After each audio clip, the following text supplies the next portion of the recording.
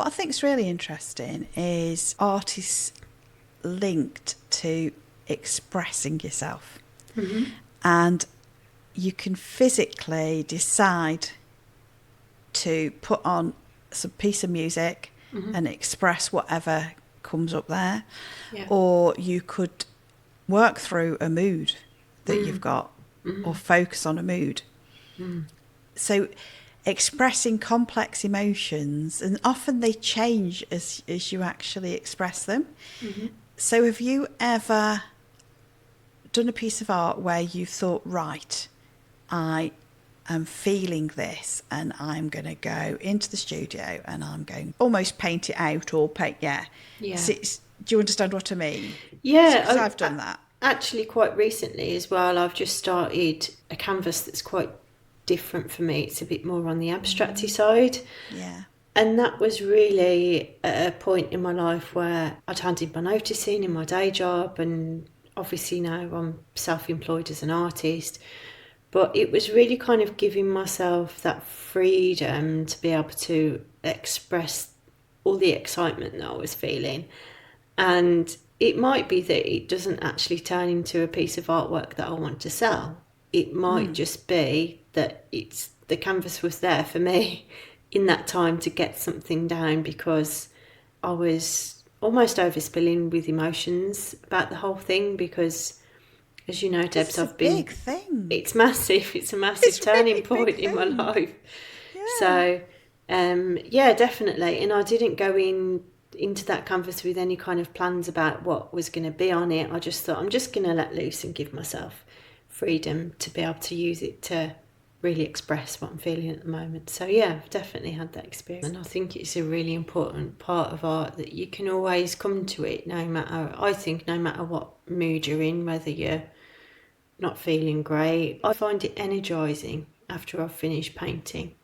Even if I'm feeling like, oh, I'm a bit run down today, I've got loads of stuff on. If I take the time out to do my painting, I always come away feeling more energised after it. I think it sort of frees up your mind. Does, yeah. Gives Yeah, you I think a bit of space, doesn't it? It does, yeah. Yeah. Might be hard to describe, a little bit like, we will come on to meditation, but a little bit like that. And it's not just to do with flow, something else. I think it's to do with connection.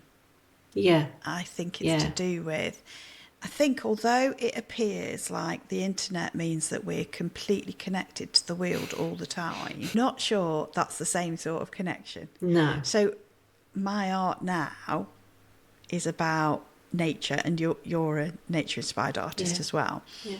And that's to do with how, you know, when you're going out and you're going for a walk and it's a lovely day and you're just soaking up that the feel of the sun and the sound. Yeah. Yes, there isn't, is there? And that's what I'm trying to portray in the art.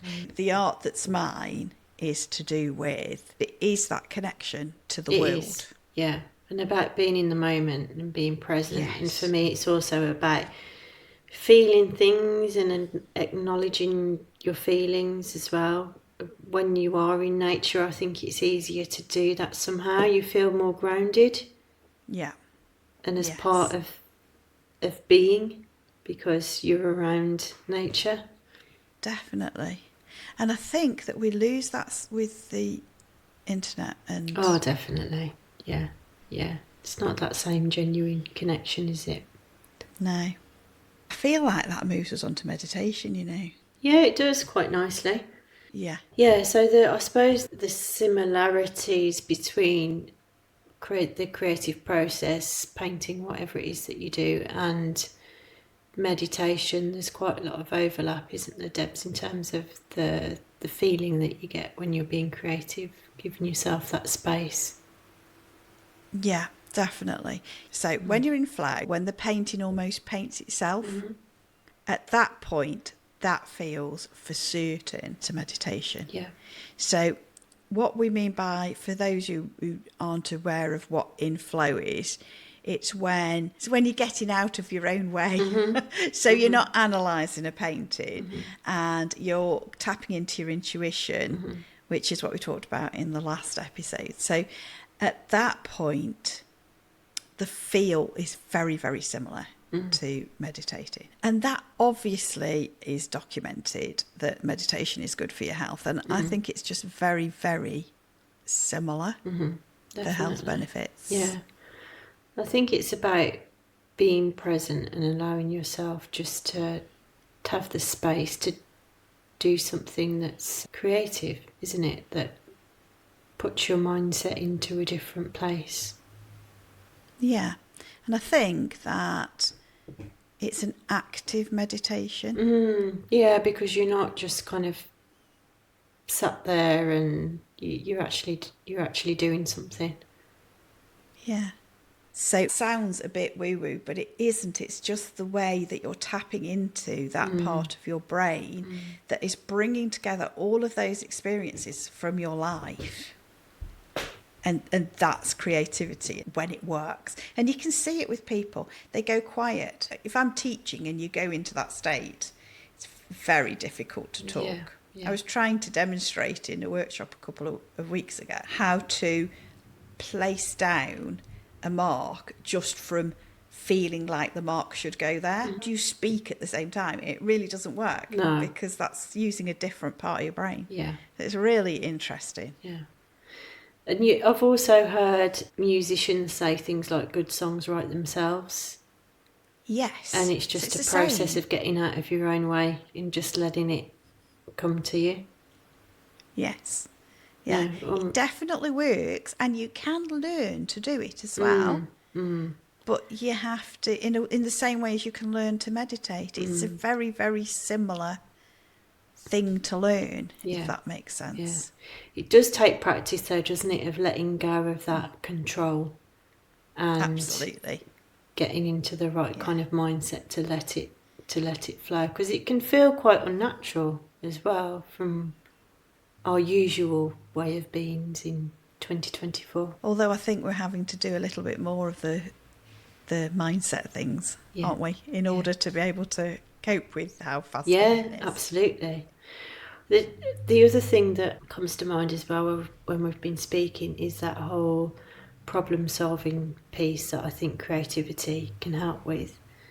And I suppose it's around, again, giving yourself more space to think, but combining that logical side of your brain and the creative side of your brain. I've definitely found that just being creative has helped me solve all sorts of problems in my life and helped the way that I think about things as well, give me different perspectives on things. So you can be more creative in art, but that'll make you more creative in, like you say, problem solving in life. That a lot of this is relevant to people who are thinking outside the box, like inventors or engineers or scientists. It's not just about the arts.